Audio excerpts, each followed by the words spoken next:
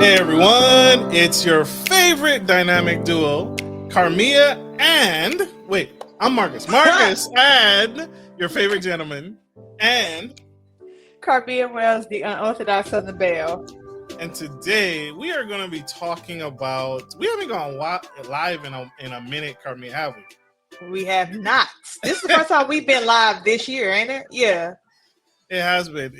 We've been moving and shaking and changing the world behind the scenes and in front of the scenes, but we still going to deliver this great content.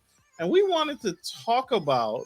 It dawned on me about the most recent issue with Marvin Sapp, the church and leadership and the church ministry.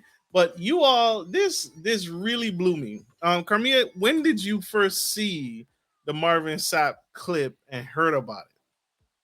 I heard about it, I want to say sometime last week, in the beginning of last week, something like that. From my understanding, when I had to look more into it, Marvin Sapp was saying that this clip actually came from sometime last year. It's just resurfacing. So it's old and it came back to haunt him? Right. But serious? That's what they say. You got to be careful what you do because you never know when you're going to see that again. So ain't that the truth? But this has been something that's been constantly plaguing social media, where no matter how old or new or fresh or outdated it is, this is something that's been constantly happening throughout church ministry, right? Where the leaders are asking for huge sums of money. And so it baffled me.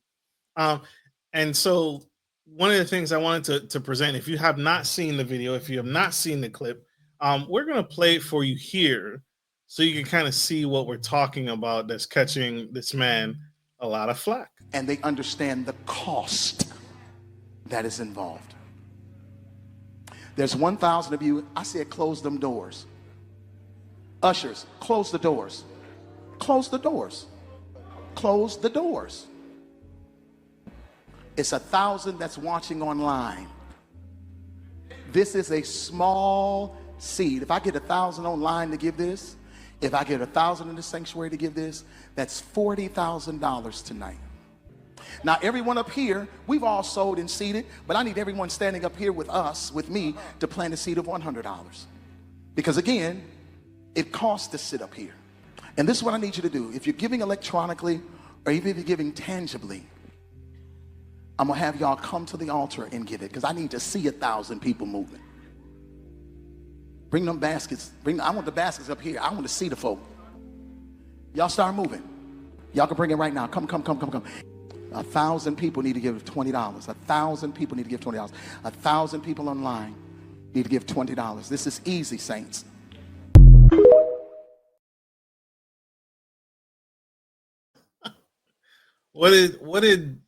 What do you think about that? So that's the clip that resurfaced, or surfaced for some of us. It surfaced for me. It was my first time seeing it, but resurfaced. What did your thoughts come up when you saw that, Karmea? My thoughts was, first off, you pushing real hard for this money. You pimping at the pulpit, and that's where I got a problem. Second, you don't know what someone can or can't give, and you're pushing them to give this. And I'm like, look, y'all, I'm not nowhere I'm not holy. I'm a sinner out here. Not too bad, but I'll be living from day to day.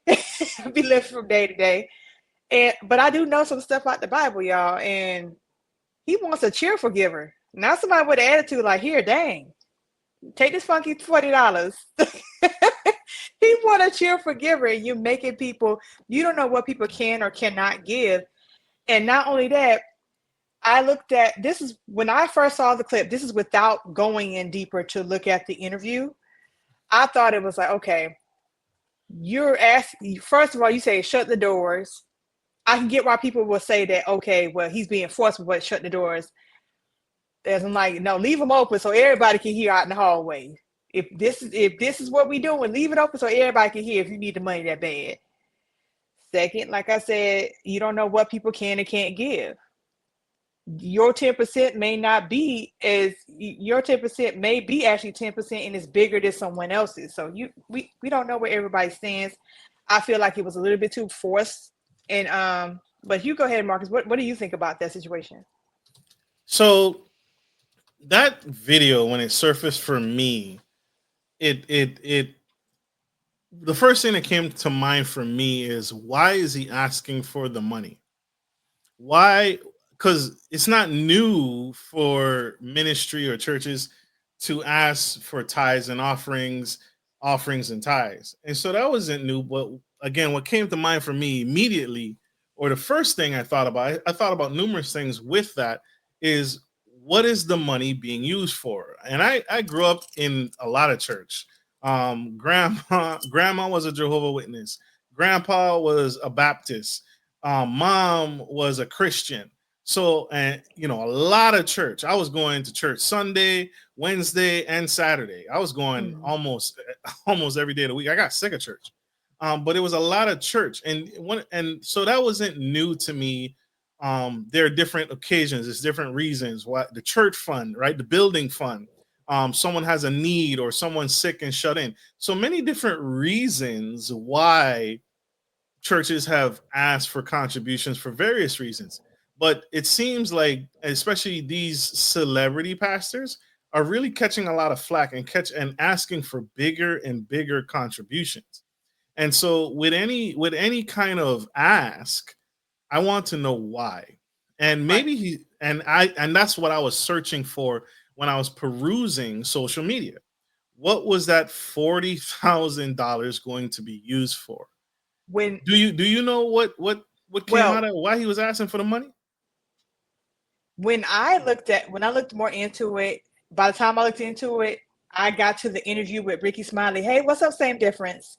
When I got into the interview, when I listened into the interview that Marvin Sapp did with Ricky Smiley, he was stating that this was for a conference and it was for multiple churches coming together. It was for multiple churches coming together. Now, I could declare that when you have a church conference, that's something that you and God discussed that was going to be taken care of before you came before the people. But maybe I'm pushing too high or something. But y'all supposed to be closer to God. I don't know. But what I'm trying to say is that they even say all the time. He says, faith without work is dead.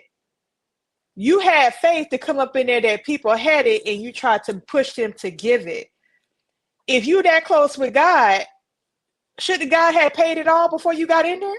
Mm-hmm. And if he really wanted, if that was a conversation you had with God prior, that he was going to take care of it, then it would have been taken care of before you got in that pulpit. He was talking about that the money was going to be used to take care of some kind of payments for the conference. And I was like, if it wasn't paid for prior, then why are you trying to push for it now? The conference should have never happened if you ain't got the money. If you don't have it, then you shouldn't be having it. So his thing was, it's a church conference that was being held, and he needs $40,000 to pay for the initial setup or the organization of the conference. That's the way he made it sound, that it was to pay for the conference altogether. It was multiple churches getting together to pay. I mean, it's multiple churches to get together for a conference. And I'm like, a conference, typically with church conferences, correct me if I'm wrong, Marcus. Mm-hmm. Typically with church conferences, these are things that are set up way ahead of time. So you just finding out you ain't got this money now. You pimping at the pulpit the day of, talking about I need $40K right now in an hour. Basically, that's not what he said, but that's what I'm getting. I need $40K right now in an hour, but you needed it prior. That's the vibe. So the vibe is, hey, I need this money to pay for this conference. And again, if that's the case, right? Mm-hmm. And I know people don't like it, but churches can run and operate like businesses, right? You're right. But to me, it's weird when That's not an emergency. Someone's sick and shut in, Right. or the building had had a car run through the front door. We need to repair. Those are unexpected expenses. So that makes sense to me and aligns with me. And I understand that, where the church now needs an influx of cash. I don't understand a conference that you knew of in advance. Hey, we need $40,000 to pay for it. Why didn't we budget for it? Exactly. Right? This should have been something that was discussed. I feel like if it's multiple churches coming together, it should have been something that was discussed a year prior to the conference. And by half a year, if the churches didn't have their part, it'd be like, well, I guess you won't be fellowshipping with us this year. Blessed be the fruit. Next year we'll see you. So cut everybody out who don't contribute to be the like, fund. Look, because at the end of the day, I hate to say it, let's be real about it. Yes, they separate the church from the state, and then federal, they separate all that. But at the end of the day, it's still a type of business. So things need to get paid. The Lord is not saying let there be light in there and they just flip the switch. They still got to pay the electric company. They still got to pay they got to pay the music players. They got to pay people to come up there and travel. They got to pay the people for the bill. Everybody needs to still get paid. The Lord is not sitting there. That's so same. So same. There's why when we need money, and I'm guessing the people, they tell us to pray.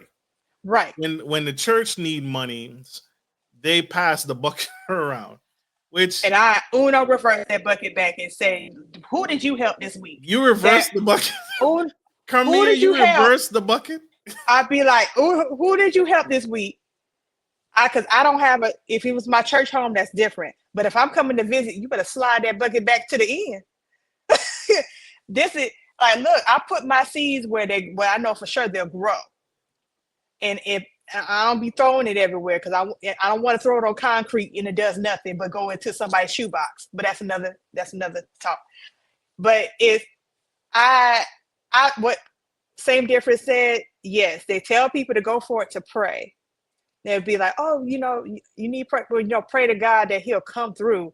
But as soon as they need money, we're gonna take up a business. We're gonna take up a building offering.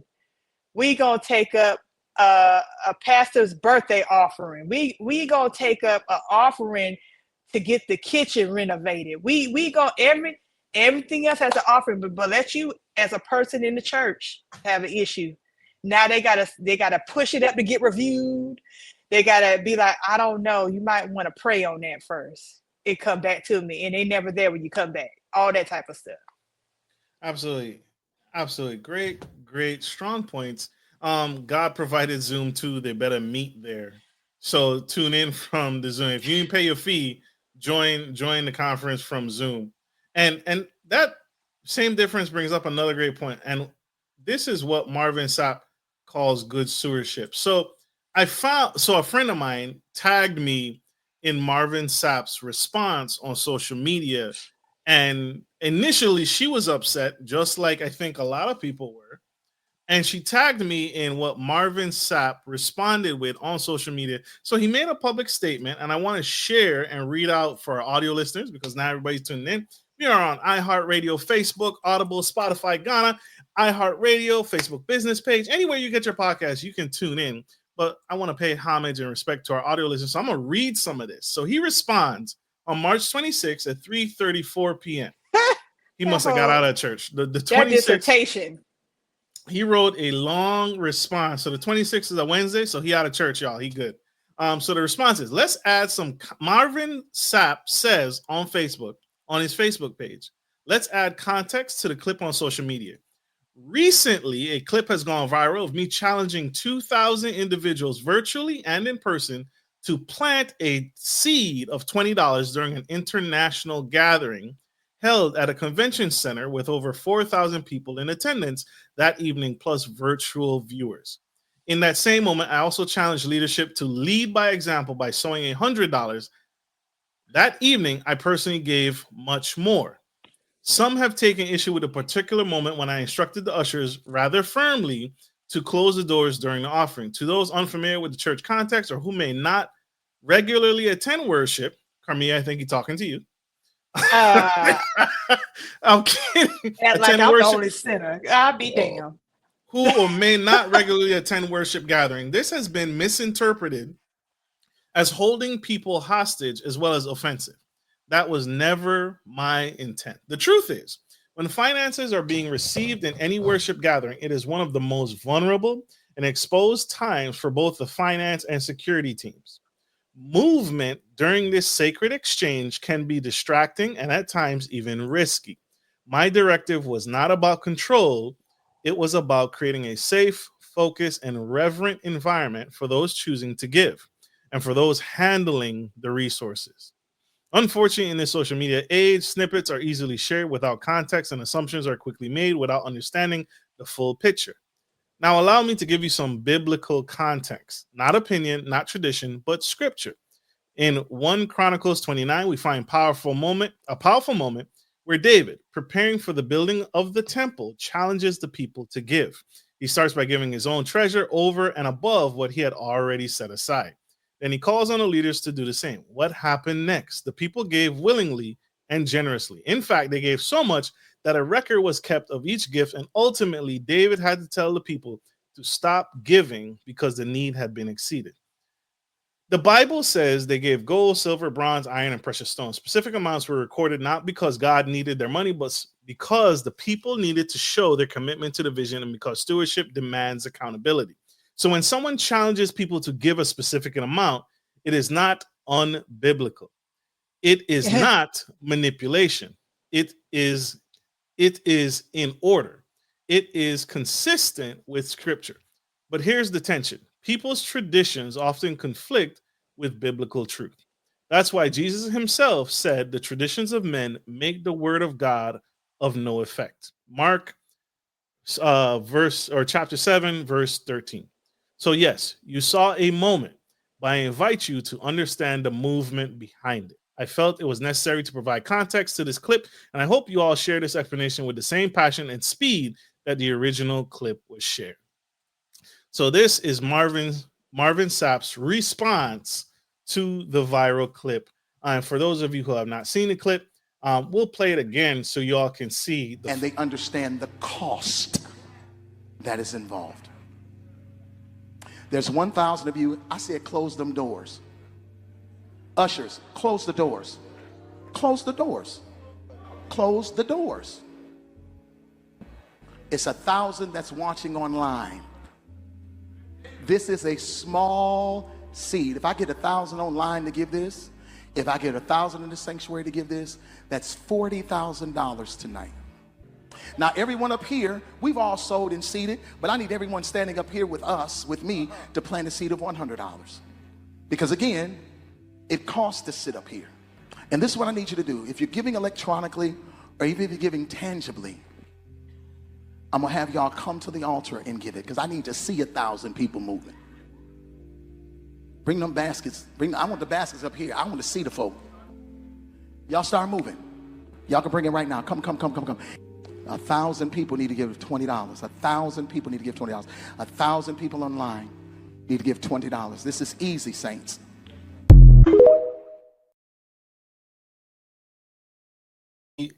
That's the viral clip we're talking on. Go ahead, Karmea. What may be hard, what may be easy for you may not, what may be easy for you may be hard for someone else. That's one. Two, you can't, it's so much wrong with this, because just because God, I don't know if he spoke with God, that's between him and God. I don't know if he had a conversation with him or told him you go forward to do that, or told him no, not to do that. I don't know, but judging by the way this is going, I don't think so. But that's none of my business. I can't, convict nobody. I don't have a heaven or hell to put you in. Mm-hmm. I don't think this was the right way to go about this, because it, just like he read out, they gave willingly. Mm-hmm. This seemed like it's a manipulative tactic to get them to give, to make them feel guilty to give the money.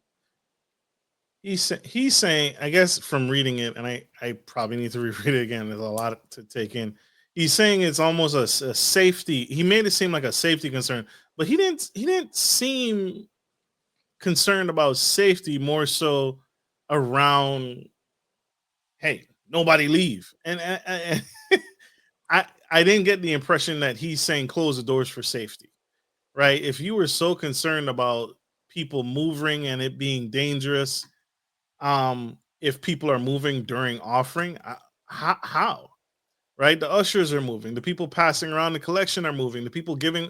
You have to. I did not get that reference, and I didn't get that example. Crystal Thompson says, "Don't you have to pay tickets to attend the conference? Shouldn't that be budgeted in the fees?" And to give some insight to me, I have continuously had that issue with churches who don't share the budget. Right? You don't share the budget with the congregation, or the budget is only shared. It's not public information. It's only shared with certain members who give a certain amount.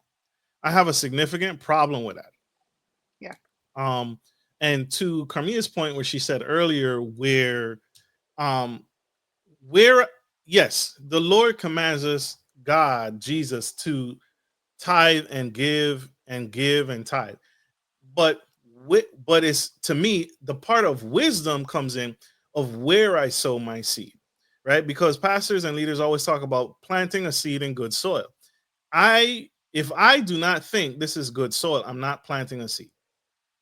And so I don't think that's talked about enough in the church. Sow a seed. Okay, I don't think this is good soil. And I guess I'm one of the very few people to say that this isn't. I'll tell a leader to his face, I don't think this is good soil, right? I'll give, but and I've said this before on previous episodes. I said this on the Great Powerful Same Difference podcast, best podcast in the Virgin Islands. I said this on their podcast, that churches are hugely feminized. They're extremely feminized. And so, men, you're asking me to sow into this church. If I don't see enough activities that support the men, if I don't see enough activity, I see constantly activities for the women, I see activities for the youth, I see activities for the children, and I see activities all over the place. I see very few activities that don't involve labor, back-breaking physical labor for the men, right? Occasionally, you'll have a church that has an event that invites men to a bowling league. But the church cookout, that was a constant thing growing up for me, especially when my mom was involved. Because when my mom was involved, you knew it was some shady stuff. She would bring us to the church events, the cookouts, because they need the chairs folded up.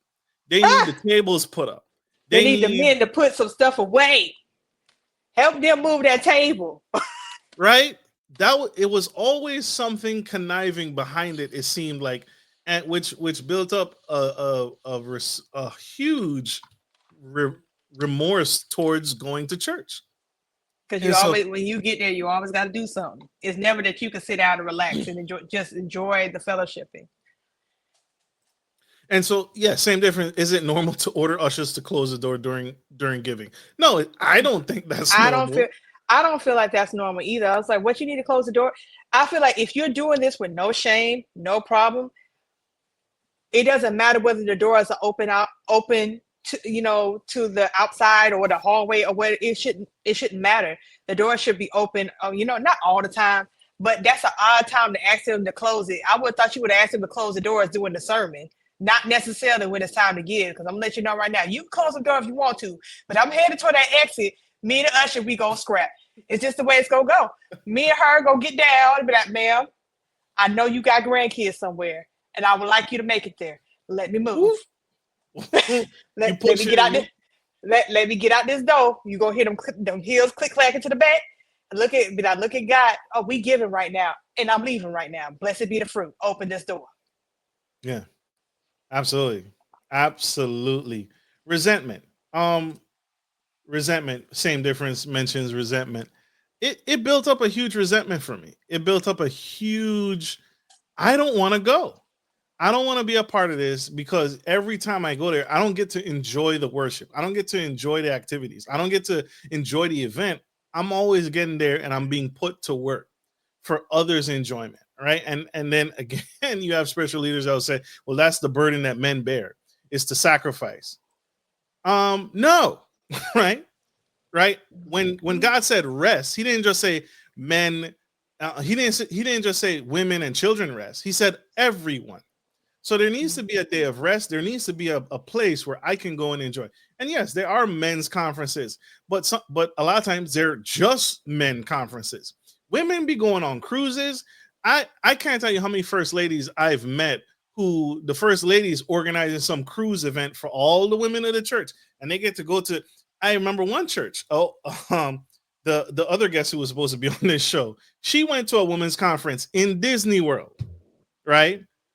When do you know a men's conference took place in Disney World for men, right? When do you know a men's conference was? Karmea, go ahead. Did you experience this? No, I've seen men. Well, my past church that was my home years ago. They had things from the men all the time, but it takes men getting together and actually doing it. Now, some churches allow it, like mine did, but some don't. I hate to say it.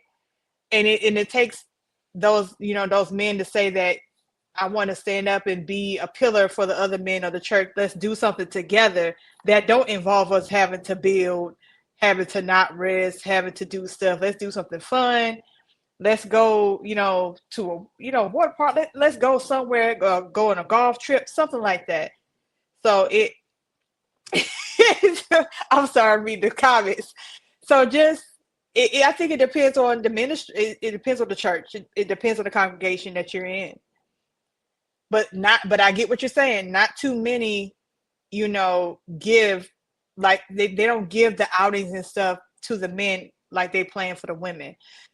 But that could be because they don't have a lot of men who stand up besides the people behind the pulpit. Because this is the thing. If the person behind the pulpit is the one doing it all the time, will you think that's going to be kind of off? If they're the one always trying to plan it for the men? No, I don't think the person behind the pulpit should be the one organizing the event all the time. But I do think so. One church that I saw here where I live in Virginia do it the right way, in my opinion, is a church here, and they have a huge parking lot, and they have a very small entrance. And so one of the things the church does is they have a valet service, and they hire and pay the men to do the parking and valet service at the church. So if you're going to put me to work, compensate me for my time. I agree. Right? Don't just, there are instances where I'm just doing this out of my heart, right, especially where it's volunteer work. We're giving out turkeys for Thanksgiving, or we're giving out bundt cakes for Christmas, that type of stuff. And I can volunteer my time and my gifts and talents voluntarily. But there's other instances where every Sunday you expect me to park cars, and I'm doing, again, back-breaking manual labor, yep, and I'm not being compensated. And now I got to still turn around and go to work to make a living for my family. I get what you're saying. So compensate me for the things that you would have had to pay somebody else, right? You would have had to pay a professional to do this. So why shouldn't I get compensated? Even with the police, you have some of the churches who get those. You get the police officers to escort their people out, or having them to make a way in the road, so they gotta pay them. I feel like in a lot of cases, the laws of the land, if you gotta pay the people on the outside, then you should be paying the people on the inside. No problem. Absolutely. If you agree, totally agree. Round of applause for that one. Big shout out to Karmea for that one. But I'm gonna get on my soapbox because same difference saying I'm in my emotion. I'm not jealous of the women. No, right? I want reciprocity. I want equal opportunity. That's what all these commercials are about, right? Equal opportunity, right? I want to enjoy the service as well. I want to enjoy worship. I want to enjoy fellowship. I want to commune sometimes. I want to go on a cruise. I just went on my first cruise, which was a blast. But just like there's avenues and resources and things put forth for the women, I want something to do. Or else, why am I sowing my seed here? Why am I spending my time here?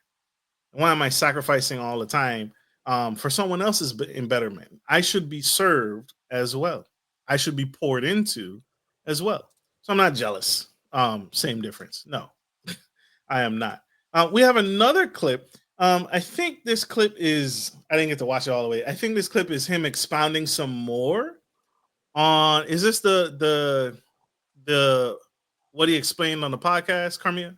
Is that the Ricky Smiley morning show that he was on? It probably That's the one. Is it? That's the one you sent me. But yeah, I think so. Okay. So we have another clip to dive into.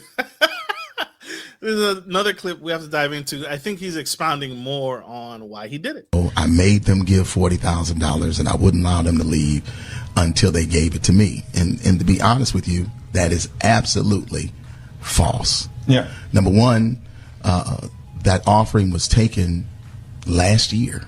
This was a service that happened last August. Number two, it didn't happen at my local church. It actually happened at a national organization's international meeting where churches from all over the country, all over the world came together for the purpose of celebrating the Lord and Savior Jesus Christ. People took issue with me saying, shut the doors. Understand, I never said lock the doors. Yeah. I said shut the doors. Shutting doors mean that people still have the ability to go in and out. They've taken issue with my tone. And I can honestly say, looking at the video, maybe I was a little more assertive than I should have been. And I can apologize for that. I can apologize for that. But three things I need to make sure that people understood. Number one, the $40,000, if it was $40,000 that was raised, was never given to me. That money was raised for the purpose of taking care of the budget for their conference, not Marvin Sapp. Number two, it didn't happen at my church. It happened in Baltimore. Number three, people take issue with me being firm with the ushers. Anybody that goes to church, ushers one-on-one, that's the first thing they teach you as being an usher, is that there are 3 times you don't walk. You don't walk during the altar call. You don't walk during prayer. You don't walk during the offering. One of the reasons being is because of the sacredness of the moment. But it's also about security. As a pastor, we understand and we know that churches are being robbed at gunpoint. It's happening all over the country. This is not something I'm making up. This is factual. So if you got 5,000 people in a room, you want the doors closed. You don't want the doors locked. I couldn't get them locked anyway. It's a convention center. But the doors needed to be closed, and there was a lot of pandemonium stuff that was going on out there. But I wanted to share that first. But that ain't even the reason why I'm here. Here's the reason why I'm here. The reason why I'm here is because what has happened is people have taken clickbait and made something out of it that it isn't. And because of that, my church has been getting phone calls. People have called my church and cussed me out. My staff are afraid because I've received death threats over $20 and shut the door. People have come to our campus. They have come to my church to try to cause problems, issues, challenges. And again, my children, I don't look at comments. We used to talk about this. I don't read comments. When you got millions of followers, you ain't got time to be reading all the comments. You just don't have it. Right. My children do. And they are afraid. And the reason being is because I'm their only parent. I'm a widower. They're afraid for my safety. So now we've had to update and increase security and all the things I've never had to do before because of the vitriol and the anger that people have shown, the things that they've said in my thread and stuff. And all of this is because of a misunderstanding. And I'm not blaming people. Let me be clear. I'm not blaming anybody because of their misunderstanding. I'm just saying in all you're getting, get an understanding. And if I'm sharing with you that the $40,000 that I was trying to raise, and again, I don't know if the organization got 40, 10, 20, any of it. I don't know. I'm hoping that I actually raised more money so that I can help the organization that has been such a great support to me. These people. And again, let's be clear. Not a dime of that money. Not a dime of that money came to me. Not a dime of it. And where do your money come from? I've been blessed. I've been extremely blessed. I've sold millions of records. Millions. I'm a songwriter.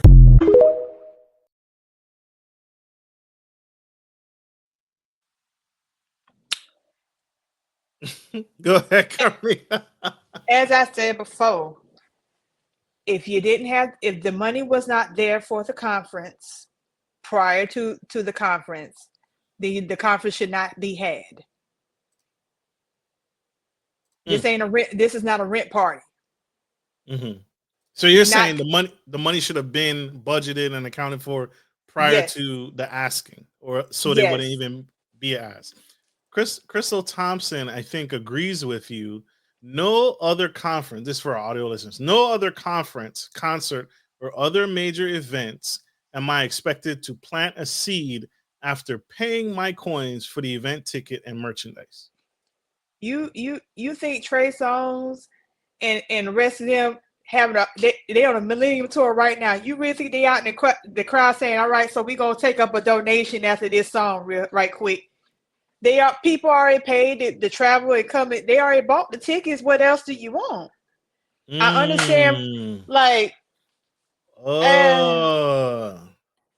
the sinners don't ask. I see what you're saying. You've already paid to get there and enter the front door. What do you mean you need money to pay for the conference or pay for the event? That's a good point. I didn't even think about that. Why are you collect this? This is a constant. I feel like,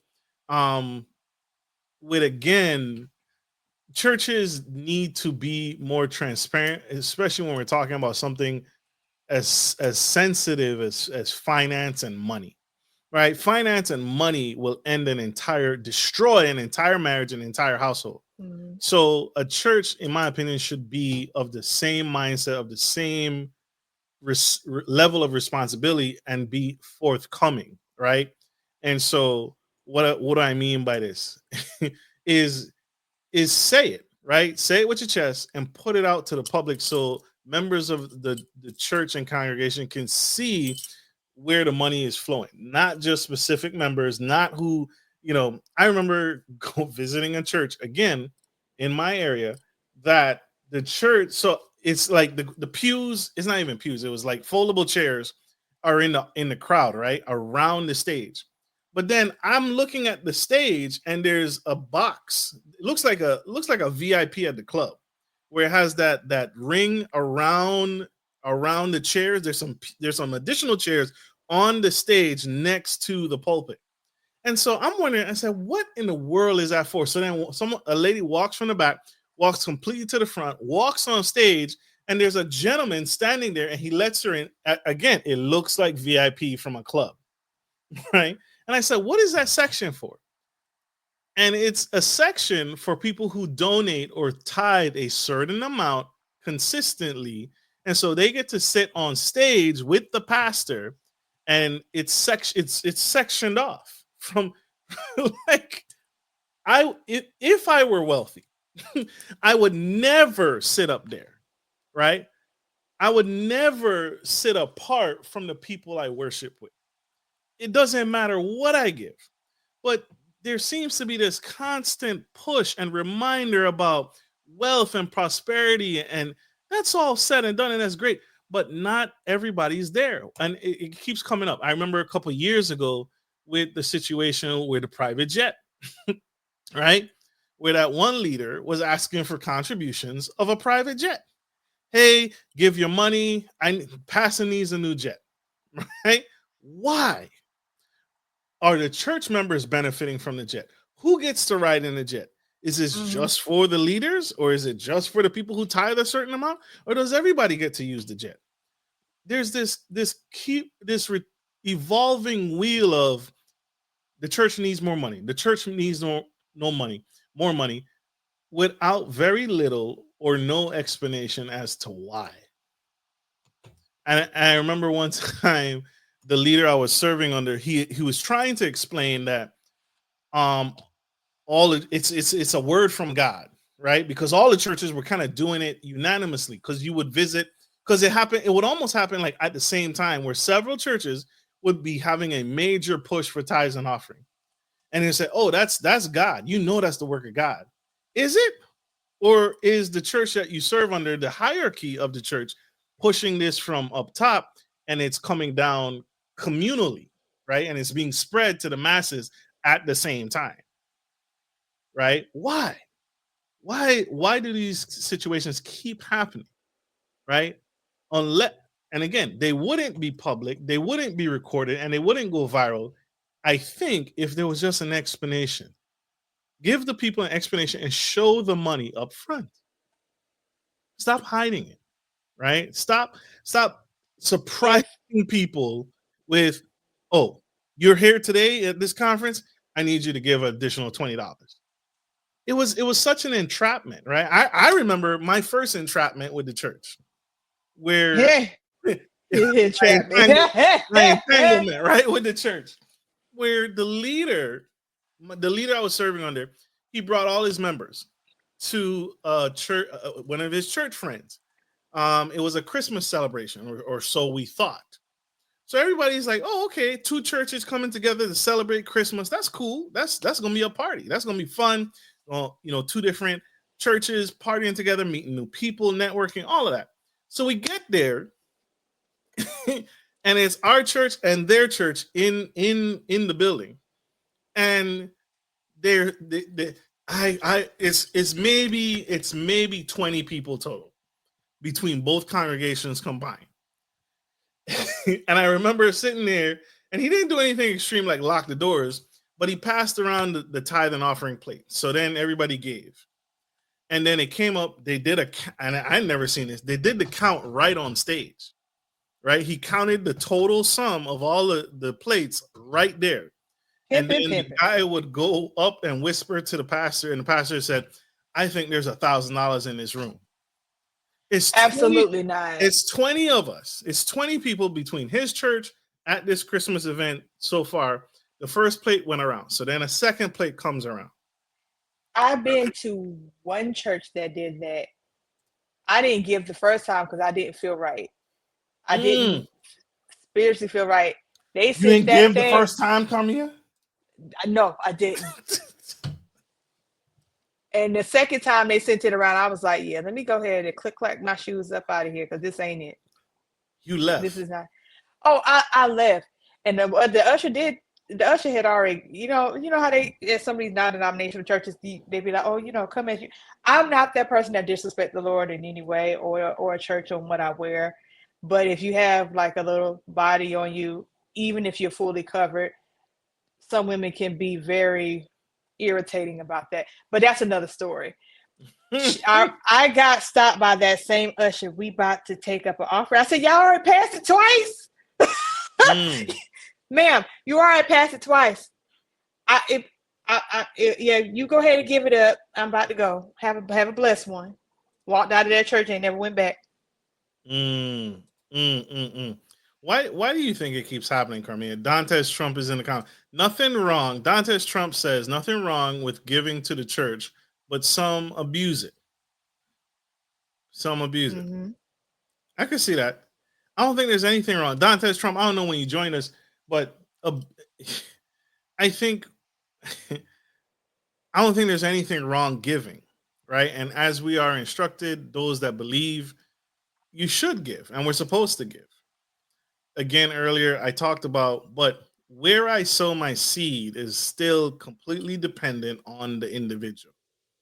And to me, I think the greatest test of leadership is being a pastor. I have to convince these people to come here every Sunday and believe me and listen to me and follow my word and give. And there's no incentive for you to do that. I think the greatest test of a leader is a leader who can motivate you to do something and not pay you. If you could convince me to do something and I'm not getting paid for it, you a powerful dude, right? Don't you agree, Karmea? What do you think? Definitely agree, even for myself. Because I'm quicker, a lot of times, I'm quicker to say no than I am to say yes. So I think that's a challenge, right? That's a real challenge. If you think you're a leader, if you're out there and you call yourself a leader, I challenge you to motivate people to do something. In some circles, Kim Kardashian is a leader, right? I think it's called the Michael Jackson effect. If Beyonce is prancing around town, she can cause a riot. She can cause not an insurrection, but she can move a crowd, right? Donald Trump is another one. We had that instance a couple years back, and so I if you ever explore leadership, I would challenge anyone who considers himself a leader to explore leadership truly and try and motivate people to do something who have no incentive to do so. Church has to pay the staff and the pastors. It's not for them to get rich and get jets. I also agree with you, Dantes Trump. And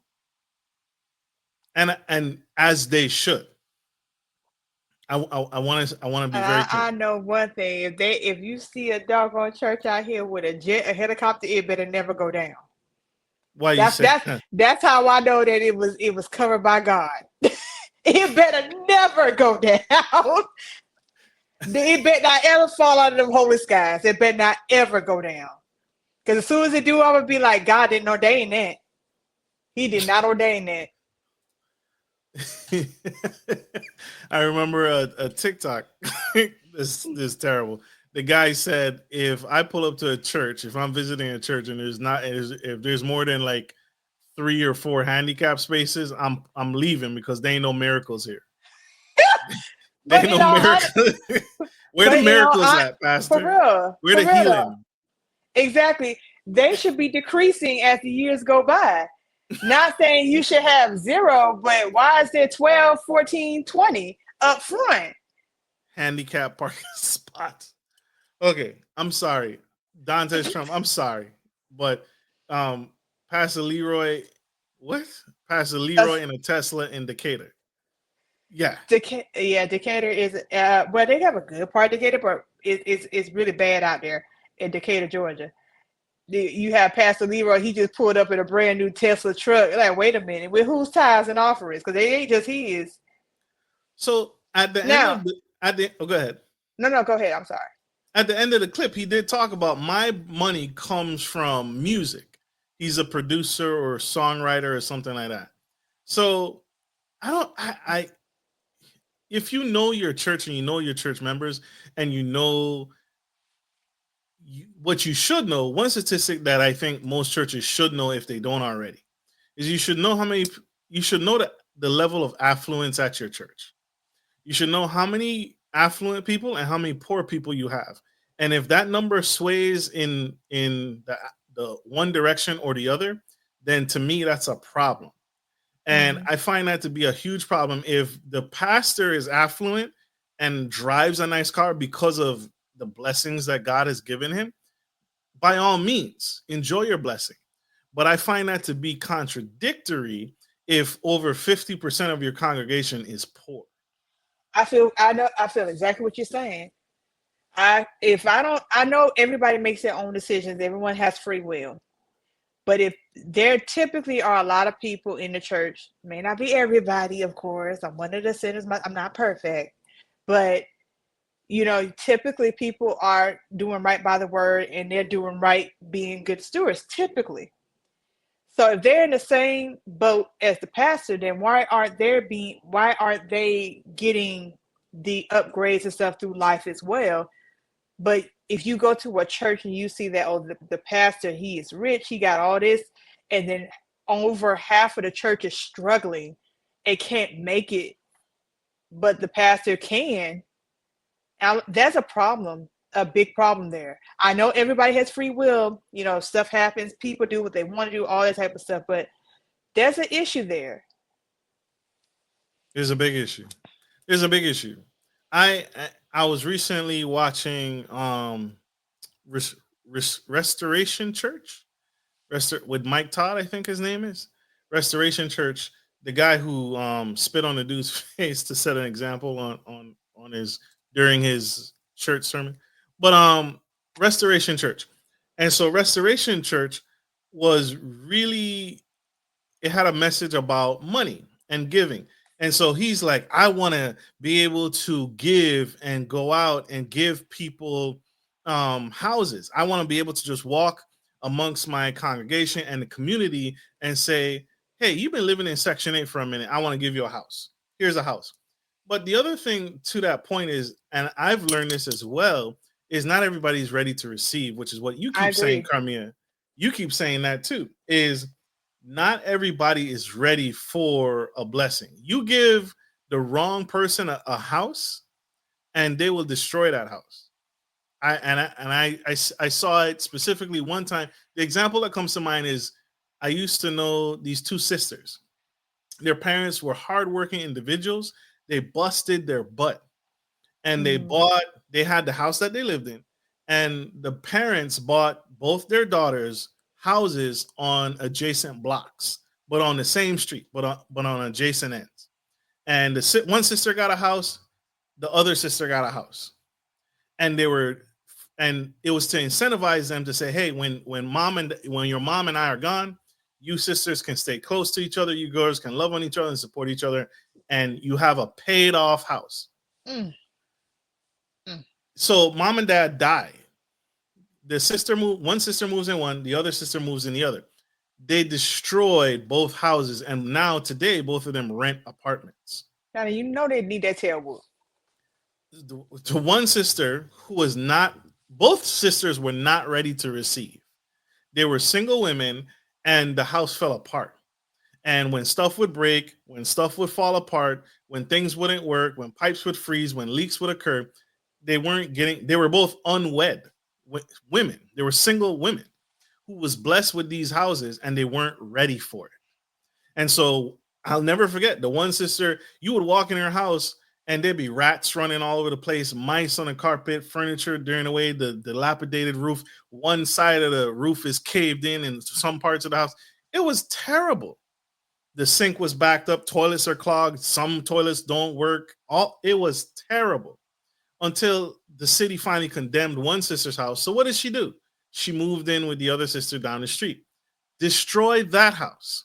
So now both houses are gone. Now both siblings now rent an apartment. Some people are not ready to receive. Some people are not ready for that kind of blessing. And so what the pastor did is he gave out donuts instead of houses during this sermon. He gave out Dunkin' Donuts or Krispy Kreme donuts. Journey to Love TV says in the comments, Jesus would not be riding up in a Tesla, Cadillac, and a new Gator shoes. You're right. Jesus was a carpenter and he rode a donkey, not a Tesla, not supercharged anything. With a man boy. Let me stop. But it's true. Brethren. It's true. There needs to be a continuous education in the church to continue to push and educate, not just on wealth, but stewardship and mentorship and how to really meditate. And the person who was supposed to be on the show tonight, she flaked out, which is fine. I'm completely okay with that. But I was prepared for it because I was expecting it. but that's fine. But I think this is a topic that really needed to be touched on and talked about and discussed because it's significant and it keeps happening. And I really wanted to stop. Go ahead. When it comes to money within the church, see, this is why you got people in the state government and the federal government looking around the corner like, is there a way for us to get in, override this some kind of way? They're making too much money over there because they want to know where the money going to. They want to know where all this money is going and how they're getting it and why we can't touch it. They want to know too. Yeah. For sure. Transparency. That's what I think. That's what I think the fix is. What do you think the fix is to stop this madness, Karmea? I honestly think the leaders of these congregations should be honest. You know, like say, for example, this conference, if there's multiple churches coming together, I'm pretty sure y'all have the leaders of each church is conversing with each other in some type of group chat or email or something, I'm pretty sure they had to. If you didn't know a year ahead of time, then that is bad planning. And us as Black folks need to be better. Yeah. A year ahead of time, those churches should have got together. I don't care if it was a Zoom call, the leaders jump on and say that, hey, we're going to have a conference next year. This is the date we're planning for. This is the goal. We're going to split it up between each church. If you ain't got your part, then I guess you won't be fellowshipping with us this year. You won't be fellowshipping with us that year. It's okay. We understand, but we have to make this goal in order to get everything taken care of. You have a year's time to go forward to build that fund. Each church can build their part and come together. If anybody want to, step forward and do extra, that's on them. Absolutely. That's on them, and what they feel like doing or whatever they feel like they called to do, that's on them. But to come up in there and talk about some 40K, 2,000 people, you got 1,000 online, 1,000 in here, you can at least get $20. I don't think that's fair. Yeah. Super dope. Big facts. Big facts. This is huge. This has been an incredible conversation. I appreciate you all. I appreciate our followers, Karmea. I appreciate everyone that's tuning in and joining us in this discussion today. I don't know who this guy is. Best viewers on streambo.com, remove space. I don't know what you're doing here. But anyway, Karmea, you want to leave our audience with any words of wisdom, any encouragement? Y'all, it is 2025. We made it thus far. Take care of yourself. Take care of each other. And while you at it, make it make sense. Make it make sense, because I promise you it will resurface. Absolutely. Dantes Trump leaves some encouraging word. Love and care for one another and have your own relationship with God. That part. Ooh, that was good. That was Jules, Dantes. That part. Jules. Have your own relationship with God. Love the conversation. Shout out to everyone on YouTube and Facebook. Yes. Yes. Teamwork. Love it. I got nothing other than what we usually say, Karmea and I, is take care of your friends, take care of your family, and always take care of business. This is Marcus, your favorite gentleman, and Karmea Wells, the unorthodox Southern Belle. Love you guys. We appreciate you guys. Thank you for tuning in and supporting us like always. Bye.